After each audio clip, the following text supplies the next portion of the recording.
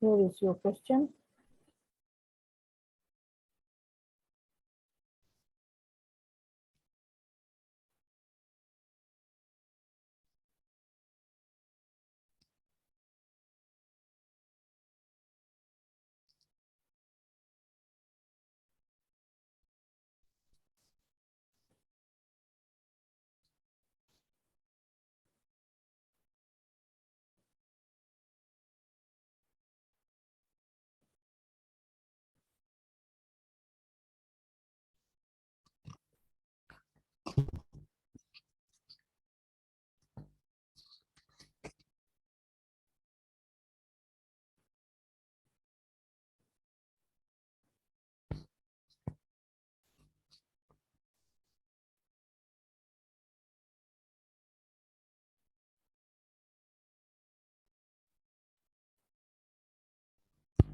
Okay, so if you have read and understood, considering it has reached to the administration, kindly begin.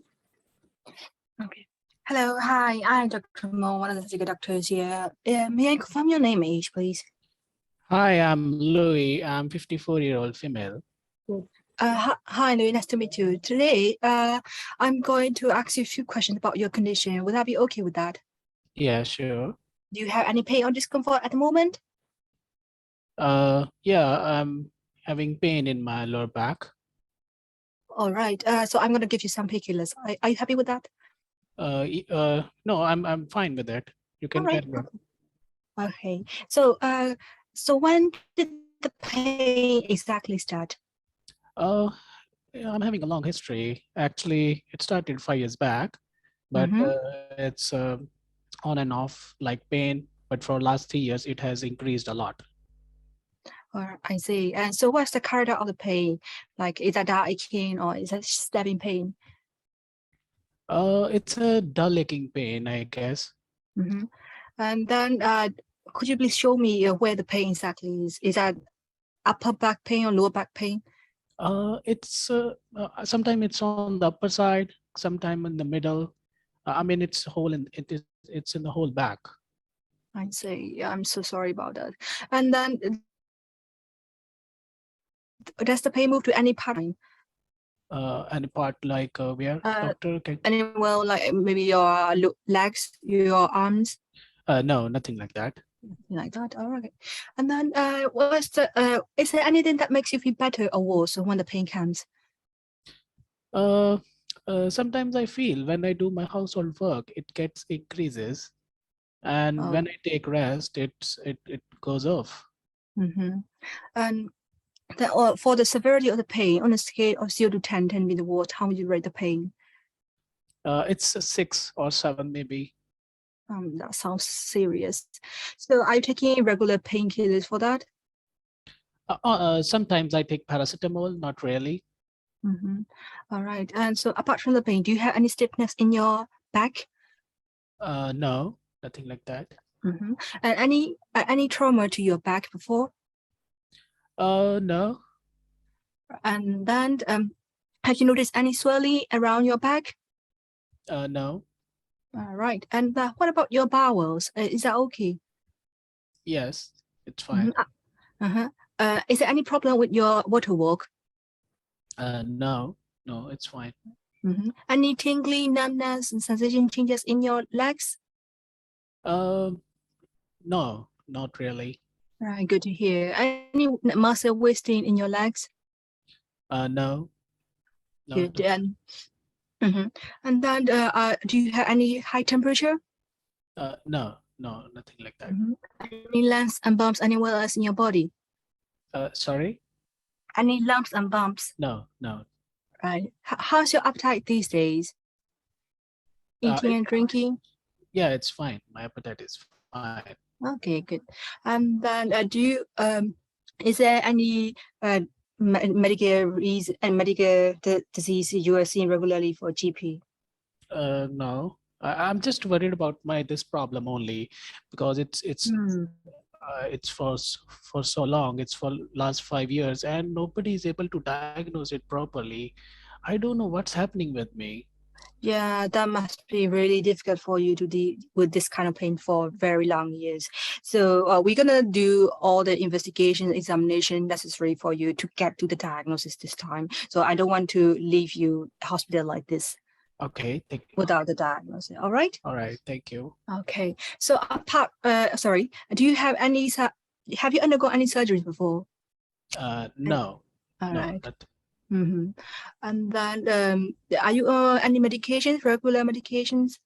no, just I take paracetamol or sometimes diclofenac for my problem, Mm-hmm. and not on any regular medication. Okay. And then, do you have any drug allergies? No, And do you have any family history of cancer or any diseases in your back pain, like something related to similar to yours? no, no. Right. Okay. So I'm gonna move to some questions about your personal life. Are you okay Yeah, with sure. that? Do you usually drink alcohol? No, Do you smoke? no. Right. And then what do you do for a living? Does it involve weightlifting? No, actually, but my husband is bedridden. He's having some spine problem, and Oh, he's bedridden. He's paralyzed, so I have to help him. So maybe that's make me a little bit uh, more in problem. That causes me more problem. yeah. I'm really sorry about your husband. That must be really tricky for you to deal with this with this kind of back pain and Yeah. being a carer, right? Okay, so is there any medical issues like headache? No, No. no, Any breathing problems? no, no. Mm-hmm. All right. So is there any other so what do you think about your condition right now? I don't know. Basically, I don't understand where I am where I'm standing currently, because nobody is able to diagnose what's happening with me. Okay. So it's Can a you very long please process. summarize your history now? So I just took a history from this lady who presented with back pain for 5 years, which has been like dull achy pain along the back, on and off pain. And then over the last 3 years, it has been getting worse. She has a history of lifting her husband, who is backbound. So it is and that there is no other signs of caudal equina syndromes, no history of cancer such as loss of weight, loss of appetite, and no signs of infection as well. So provisional diagnosis is that this is mechanical back pain. But I will also consider the ankylosis spondylitis, spondyloarthritis, and the spinal canal stenosis. How would you confirm your diagnosis? What investigations would you ask for? First, I would like to do the spine examination or the neurological examination on lower limbs. Also, checking the digital inner toe by digital radar examination to exclude other caudal equina syndrome inner toe, and then sensation on the perineal area. And then I would, for investigation, I would like to do MRI spine or CT spine. And then if a compressive fracture is that suspected, I would do X-ray of the spine. And then for blood investigation, for routine blood tests such as full blood count using the CRP. Yes, what management or treatment would you recommend to the patient? For this patient, the most important thing is the painkillers and muscle relaxant, and then I will liaise with a physiotherapist which is appropriate. Which will recommend appropriate exercises, and then I will involve occupational therapists to maybe change the work that is okay. Good, thanks. Time is up. So yes, can I begin with you? You think how would you give yourself? How did you feel after taking this history? I think I finished CCRISP, and then moved to caudal equina, and then the patient talks about ICE, so that I explain it like, oh, I'm gonna take care of blah blah, blah. Yeah. And then I moved to other differentials such as malignancy, infection. Yes. Then, yeah. As long as history taking is concerned, you covered most of the things. But what they are looking for is the empathy. Like when patient was telling you about his problem, her, then you could have said, "Okay, I'm sorry to hear this." Like this kind of empathy, I think, was missing.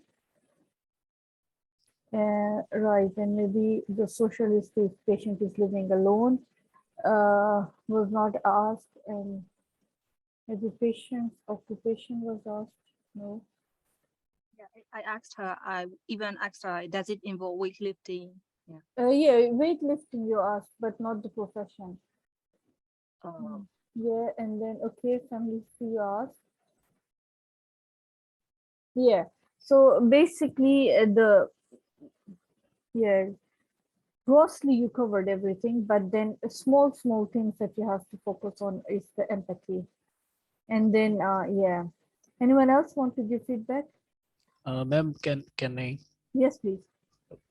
Ma'am, I got this station this time in my OSCE, Okay. and the patient was repeatedly saying that it's a very I'm suffering from a long time.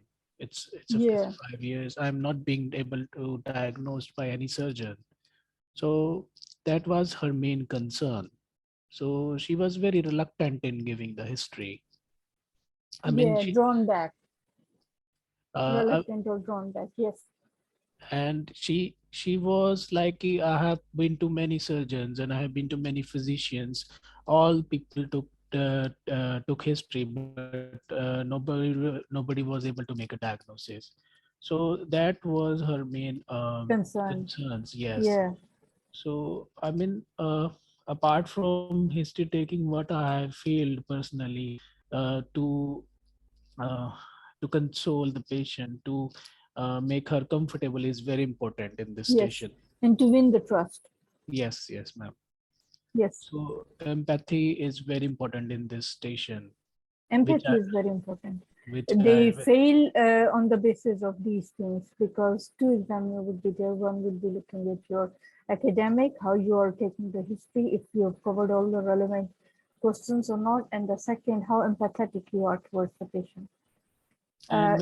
She took history and then she said, okay, that's good for one symptom, which was not so severe. But then if you're hearing patient is complaining that, okay, I'm having this much trouble in the beginning, how can I help you? Okay, patient tells, then you have to say, I'm really sorry to hear this. So once you're expressing and your voice should mean it, that you are sorry. So these are the small things that you can improve to get good marks. Then, yeah, thank you so much. Thank you, both of you. Here is your question.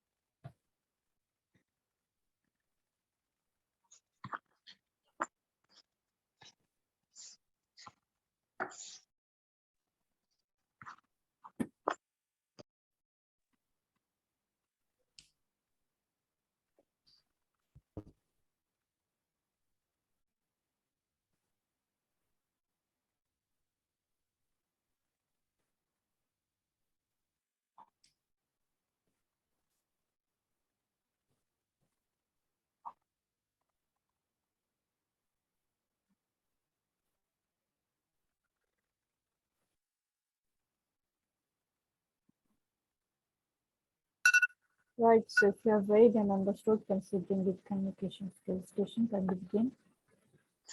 I will enter the room, wash my hand, greet the mother. Hello, how are you today? Are you one of the doctors here? Yeah, I'm Dr. First, I'm Dr. Muhammad, one of the surgical doctor. I would like to speak to you about your child condition. Are you okay with that? Yeah, doctor. Yeah, I Thank just got you. a call. I just got a call from one of my neighbors, but while I was at work, and then she was just like, oh, my child got sick very badly and got hospitalized. When I left my home, she was just playing. She was perfectly fine. How can she get severe like this? Doctor, I'm really sorry. I'm really like worried about my daughter, and I feel guilty about not knowing this kind of thing at the first place. I appreciate your concern, Mrs. Jane, but first, can we have a seat, please? Okay. Here's the tissue for you, and here's the water. I know this might be a difficult situation for you, but just please, can I confirm that you are the mother of Mrs. Jane? Yeah. I'm the Okay, mother nice of this to meet kid. Yeah. you. Nice to meet you. So, Right. Nice can't you to please meet tell me what do you know so far about this? I don't know. She was perfectly fine this morning, and then I just got a news like this. I can't even believe that this happened. I have no idea what happened at all. Yeah, okay, I'll tell you everything. But first, you don't have to be guilty. This could be happening to anyone and to anywhere, okay? Your child has been us, but by your neighbor, and our initial examinations and investigation revealed that there is the presence of something we call acute appendicitis. Do you have any idea about this? No, doctor. No. Okay, I will explain it for you. If you could have a look at this paper, I will draw something for you. Acute appendicitis actually is an inflammation of part of the bowel. This is called the appendix. Just you find it here just in the right lower part of the tummy, okay? And actually this most commonly occur in children. So there is an inflammation, and inflammation, this means that our body is trying to, it's a response to an infections, okay? And this is a common condition that occur in children. Are you following me?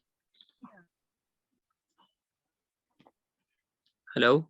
Yeah. Are you following me? Yeah, doctor, yeah.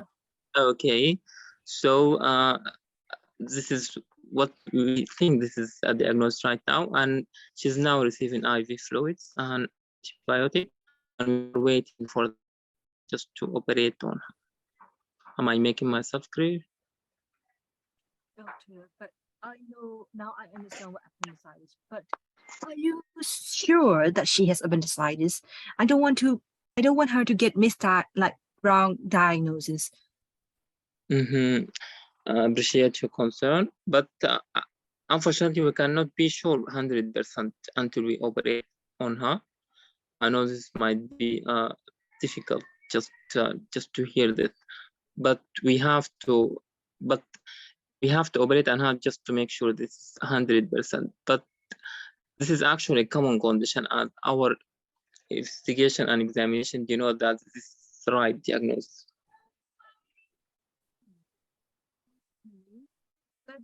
But I don't know why you want to just are you saying that you want to operate on her just to make sure it? This may be difficult for you, but this is most likely the proper diagnosis. As I told you, it's a common condition, and actually it's usually diagnosed clinically and by the lab test. And also we did an imaging. All of this has been just denoting that this is the right diagnosis. So, doctor, is that a dangerous procedure? Actually, this is acute appendicitis. This is a common. It is could be dangerous to some extent, that could put her life in a danger, unfortunately. But you don't have to be worried about that.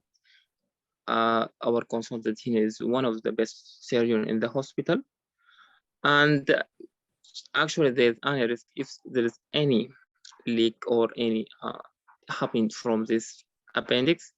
Your child most likely is going to a high care area, but we are hoping that we are not going through this. Okay, that sounds really bad. But anyway, if I don't let my child to get operation, what might happen? Unfortunately, this is, could be dangerous to some extent, that put her life in a danger.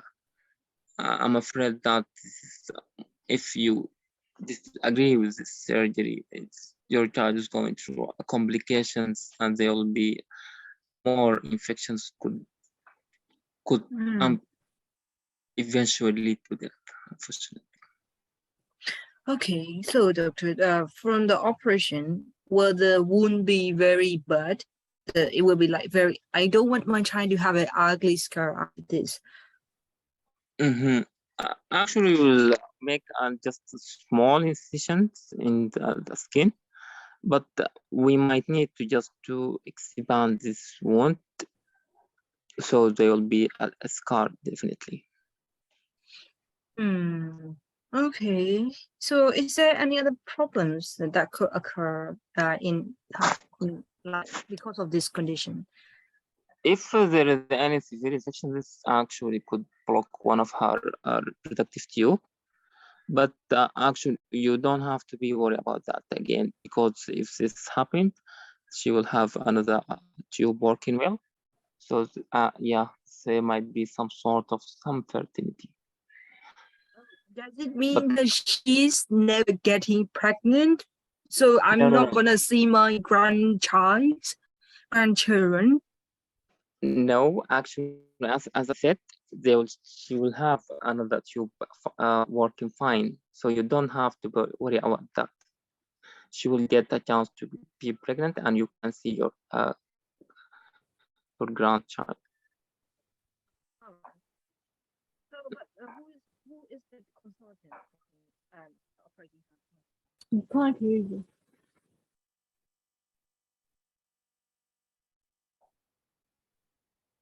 I think she asked who's operating on her. Sorry?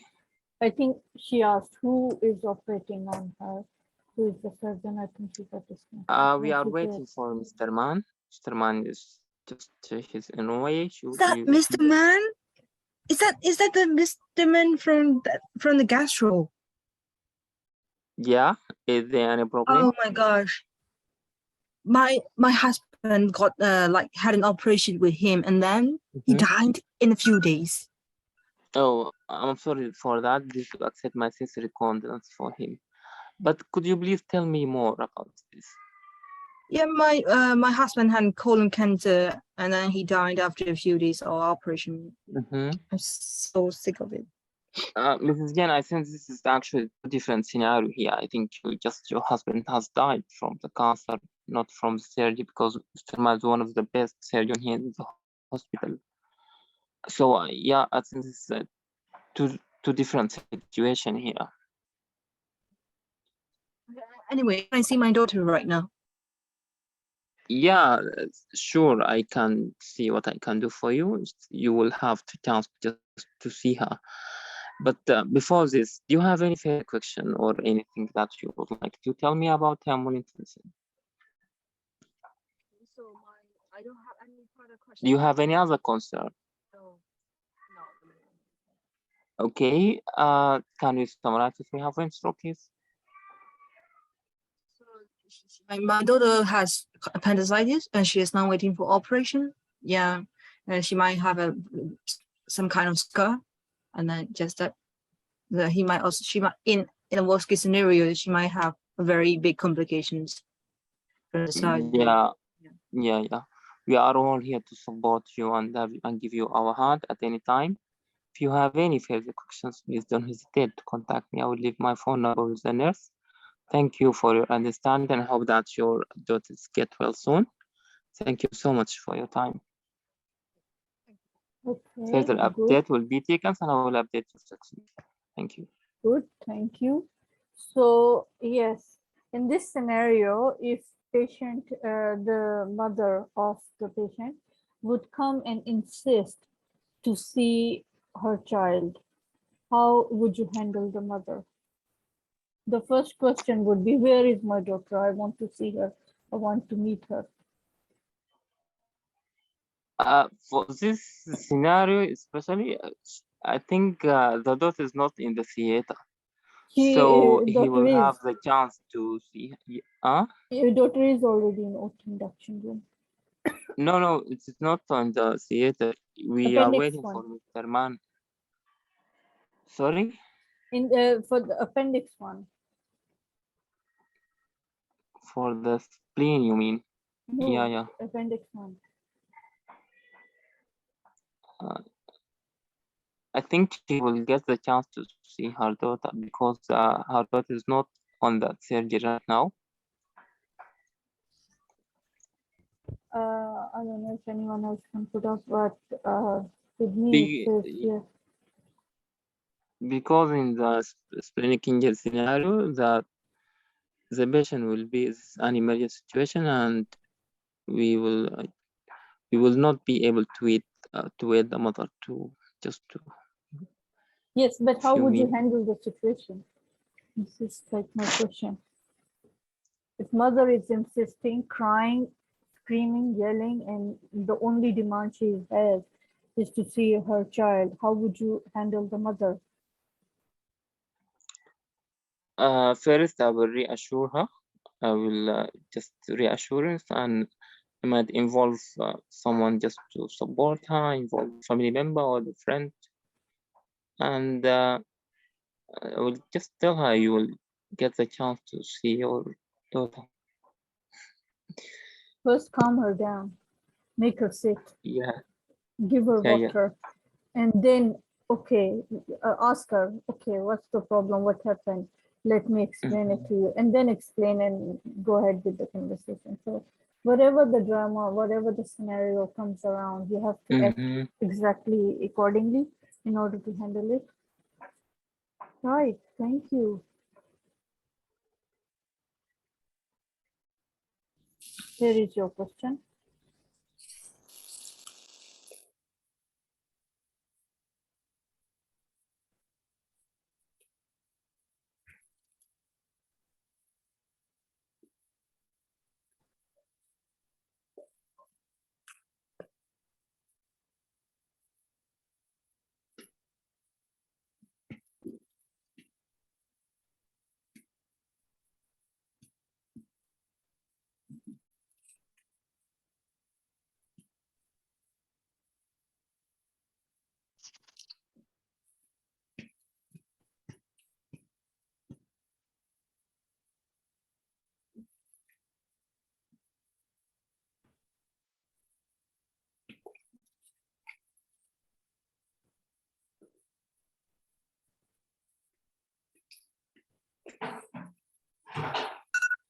Right, so if you have read and understood considering its clinical examination station, kindly begin. Okay, I will enter the station. I will wash my hands. I will introduce myself. I'm Dr. Kolade. I've been called to see you. Can I confirm your name and age, please? Yes, I'm Smith, 55 years old. Okay, I want to examine your chest because of the problems that you're having. Hope it's okay by you. Yes. Okay, so I will turn to the patient. I will expose him.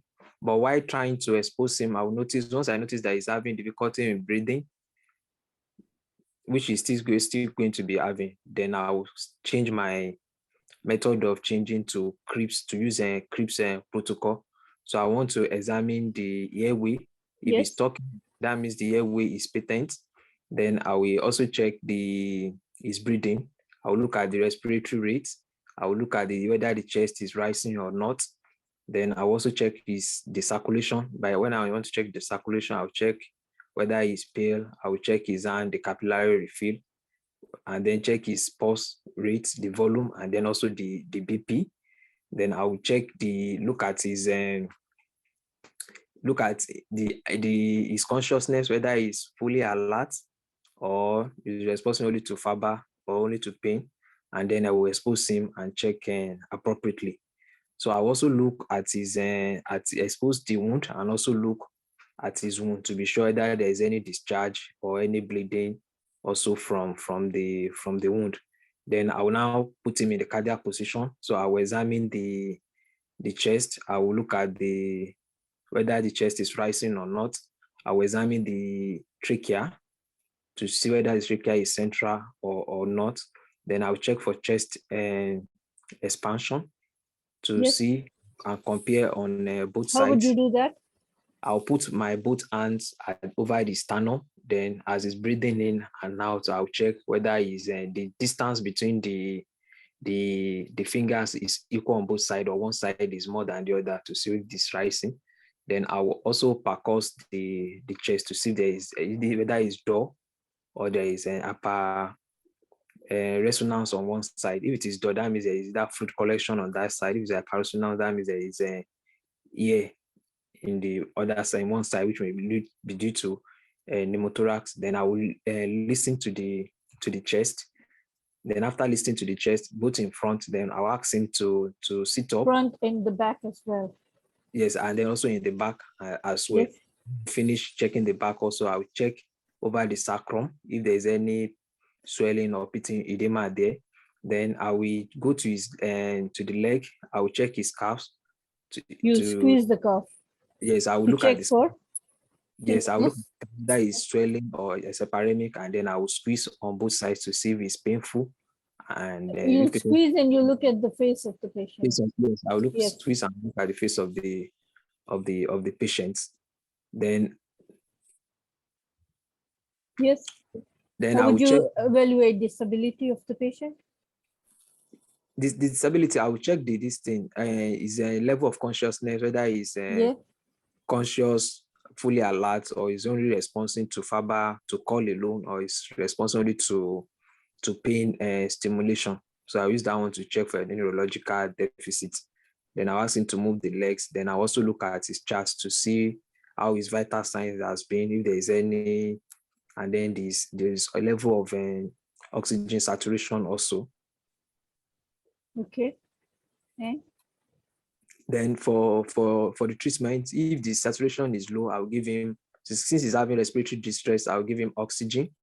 Then if there is there's calf tenderness when I squeeze, I'll give him pain relieving morphine.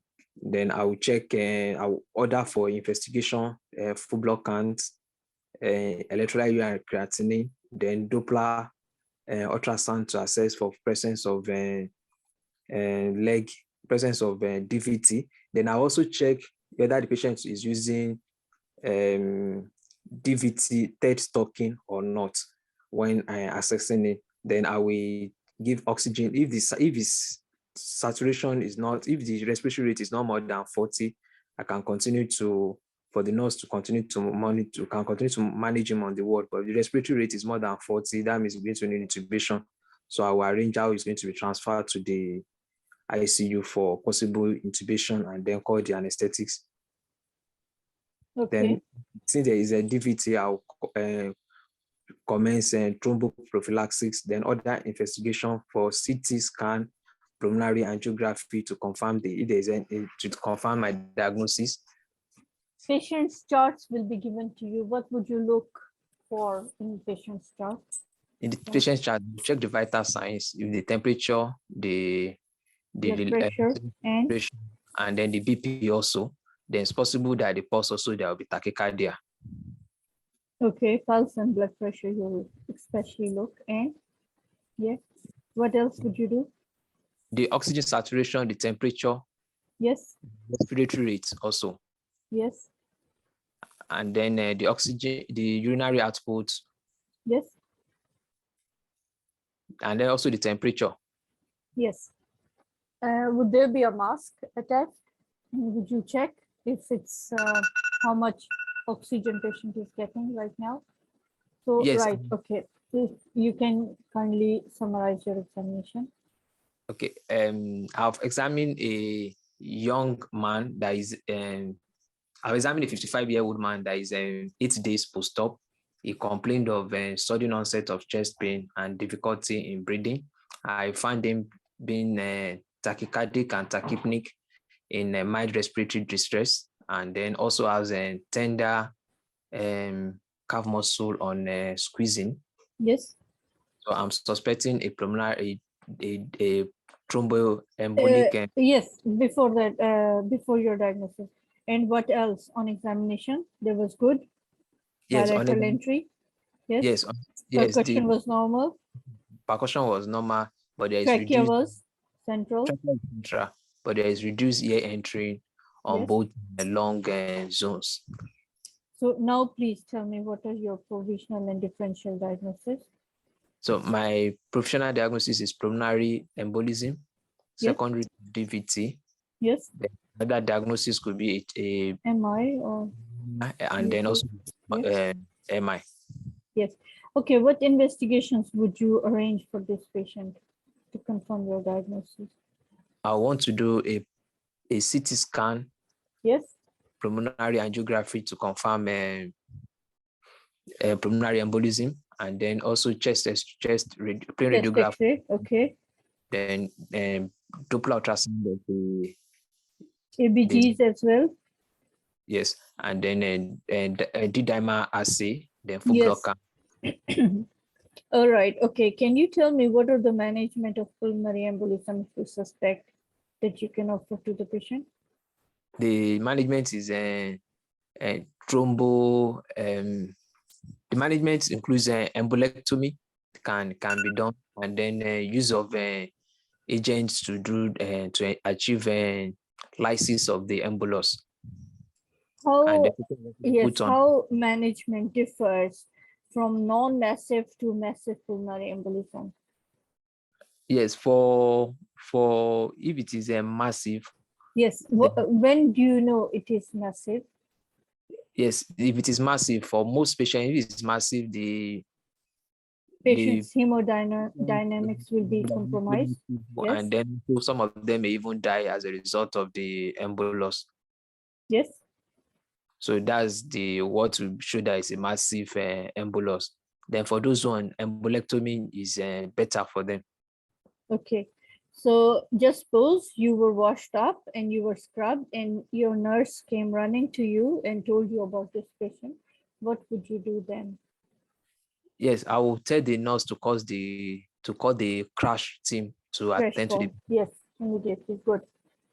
Right, thanks. Here, since patient is not in front of you, so I would want to request you, when you were telling me that you'll do what exactly you'll be doing. So at that time, just like if you can imagine that you are telling the patient, okay, now I'll be examining your chest. I'll be looking closely to your chest. Now I'll be going to feel your chest. So if you like instruct like this to the patient would feel comfortable that whatever you're doing, patient is also hanging around with you. So yeah. Okay. Thank you. Thank you. Hello, ma'am. Yes. Ma'am, in this station, when we come to the breathing part, yes, and when we say, I would like to see the respiratory rate of this patient, but how we will count respiratory rate over there, or we just have to act? you have to act. Okay. Because pulse and blood pressure will be given in the chart. Maybe you would not even have the time to go through it. In this scenario of pulmonary embolism, it's given. So you have to just look through it, through the chart. And in just same in the circulation part, when we say, we simply have to say, I will see the BP of this patient. That's it.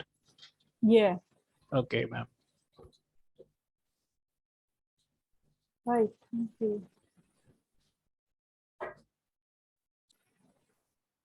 Here is your question.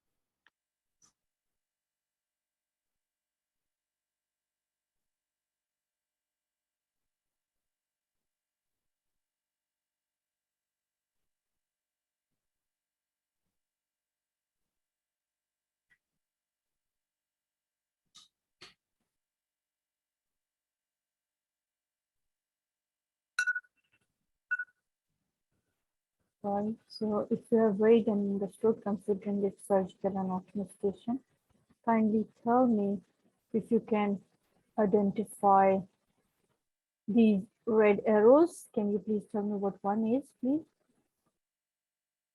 One is azygous vein, Yes, and then if you can identify this area, this arrow, red arrow.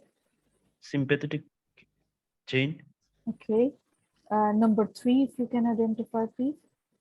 sympathetic nerve, Right. Can you tell me what kind of, what are you looking at? this is the hemisection of thorax. Okay. How would you, can you define the term mediastinum?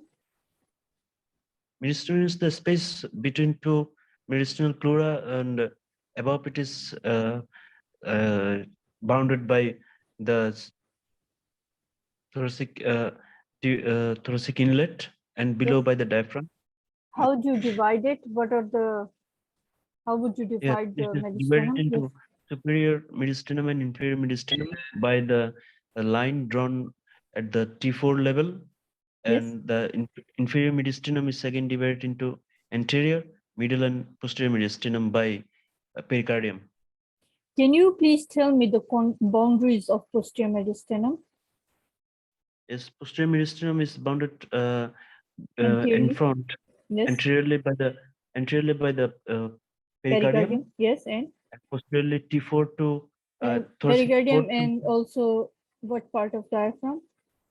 If you can just imagine, this is the back you're looking at. Now tell me, please. the vertical part of the diaphragm. Okay, and posteriorly, Fourth thoracic vertebra, the 12th thoracic vertebra.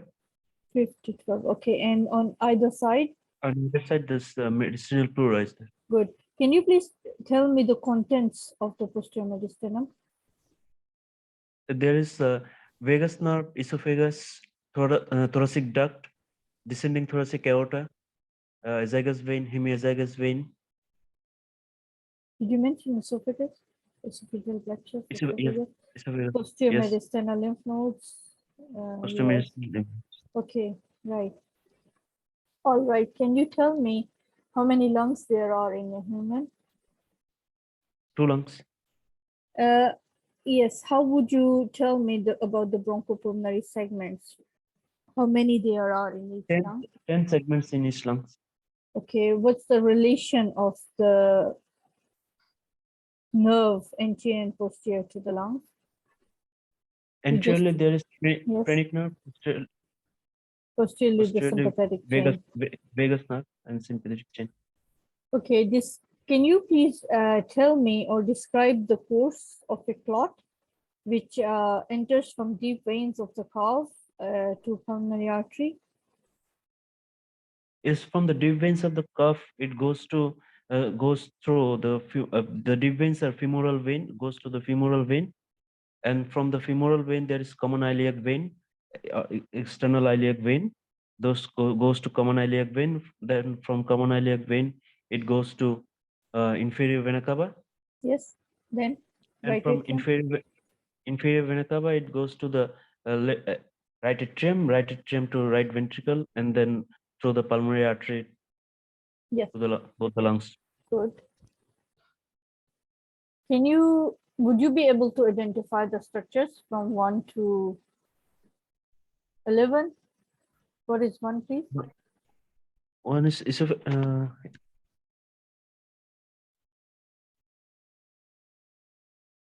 one is trachea. Yes. Okay. 2, please. 2 is Yes. Okay. esophagus. Yes. 3, please. This is heart. Yes. But atrium. 4, please. Atrium. 4 is a ventricle, right ventricle. Yes. 5, please. Oh, sorry. Sorry. 5, please. 5 is sorry. 5 Okay. is 6, please. aorta. Okay. 7. Where is 7? Yes, 7. This is what you are telling me. Okay. 8, please. Diaphragm. Liver. Liver. Now, Like Diaphragm. Diaphragm. 9 is 10. diaphragm. 10. Sternum. Milbrium sternum. 11. Body of the sternum. Sternum. Body of the Okay. sternum. What is A, please? This is the sternal angle. Yeah, good. Okay, if we can quickly come here, can you please identify A? Sympathetic nerve. B, please. Or spinal nerves. C, please. C. It's retracted on the other side, so this should come over here. What is C, please? C, D, E, and F, C. and G. Cannot actually see Okay, this thing. quickly, can you It's a- please tell me what is pulmonary ligament? Pulmonary ligaments are pleural folds that connects the mediastinal surface of the lung with the diaphragm. Yes, what's the lung, purpose of them? and it helps in the expansion of the pulmonary veins. Veins, yes, when the blood flow increases. Okay, can you please tell me the surface anatomy of the lung? Yes, there is apex, which Yes. which is a curved line drawn from the sternoclavicular joint to 3 centimeter above, medial 1/3 and lateral 2/3, Yes, intermediate 1/3 of the clavicle above this point, 3 centimeter above this point. And there is this anterior border which goes from sternoclavicular joint to xiphisternum, yes, lateral to the sternal border on yes, the right side, and on the left side there is a curve from the fourth costal cartilage for the yes, cardiac notch. notch, Yes, and posterior border from the cervical 7 to thoracic 7 vertebra, yes, posterior border, and inferior border on sixth intercostal space on the mid clavicular line, 8th on the mid axillary line, and 10th on the posterior vertebral border. yes. Can you And tell me the level of hilum, please? hilum is at the 5-6 level, thoracic 5-6 level. Yeah. What about the level of carina? Thoracic 4th vertebra. Yes. Okay. Can you please tell me the structures which pass through the hilum of the lung, please? Structures pass through hilum of the lung: pulmonary veins, superior inferior pulmonary veins, pulmonary arteries, and principal bronchus, lymph nodes, nerves. Yes, lymph nodes, autonomic nerve, and yes. All right. Good. Can you? All right. Well, gone. But then in this one, they can ask you about the course of the sympathetic trunk, and if you can tell me from where preganglionic fibers come in sympathetic trunk. What fibers, ma'am? Preganglionic. Preganglionic fibers. Yes. Sympathetic trunk from thoracic, thoracolumbar outflow. This is thoracic 1 to lumbar 2 lumbar 2 spinal nerves. L2. Yes. Yes. Corresponding spinal nerves. So that's the answer. So can you please tell me what connects it? What connects spinal trunk to Yes, the there's spinal ganglion, nerves? Yes. ganglion, white rami communicants, gay rami communicants. Yes. Can you tell me how sympathetic nerve leaves the sympathetic chain? They lives as a spinal nerves and plexuses around the viscera, like aortic plexus, cervical plexus, cardiac plexuses, pulmonary plexuses, around the blood vessels. Yes. Plexus. Yes. Less strengthening. Yeah, all those. Okay. Can you please quickly tell me the tributaries of azygous vein? Azygous vein, there is a posterior intercostal vein, right, superior intercostal vein, pericardial veins, esophageal veins, mediastinal veins, hemiazygous vein, accessory hemiazygous veins. Yes. Good. Tell me the branches of ascending aorta, please. Ascending aorta, there's right coronary artery and left coronary artery. Which arise from? Arise from aortic sinuses, from right anterior aortic sinus, right coronary artery, Left is aortic sinus, left coronary artery. Okay, I think I've asked you all the relevant questions on these. Okay, and Bell has already gone. Thank you. So this you can. Yeah, please. Can you please tell me, ma'am? Or anybody else can try this? Yes, before I tell you, can anyone else try, please?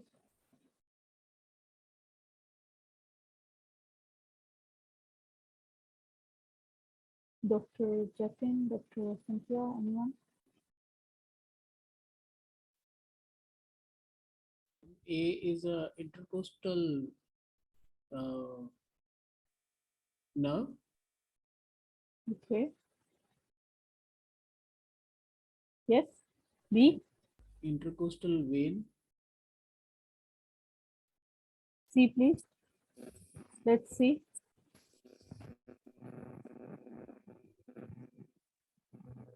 These I can't identify. Okay. The remaining, anyone else? E is some vessel. I don't know what vessel. This is heart. G is heart.